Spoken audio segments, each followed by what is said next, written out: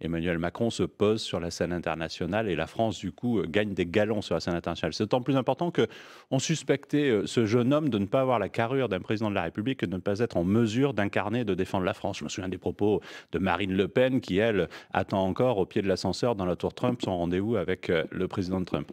Et donc on voit aujourd'hui un président de la République française qui s'installe, mais qui installe la France dans le concert international. On s'attache peut-être pas trop à l'image. Donc on a vu, il a résisté à la poignée de main de Donald Trump. Il parle anglais couramment. C'est un garçon poli. Il a l'air à l'aise. Il dit bonjour. Mais est-ce que c'est pas un peu court quand même pour juger sur le fond? Est-ce que ça sera un bon chef de la diplomatie française? Il faut quand même attendre un petit peu. Ah, mais vous avez raison, je ne suis pas en train de l'affirmer, c'est déjà un bon chef de la diplomatie et tout est acquis. Mais les premiers pas du président de la République, vous savez, sont tout un symbole.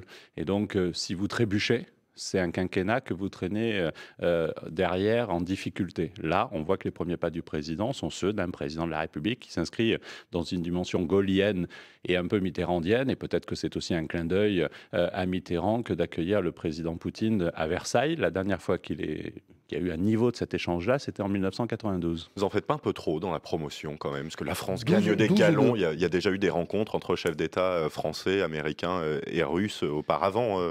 C'est pas dangereux de trop vendre le produit avant qu'il se passe quoi que ce soit? Non, mais je suis un lecteur attentif de la presse. Et donc j'ai toute confiance dans la presse. J'ai lu ce matin toute la presse, Le Figaro par exemple.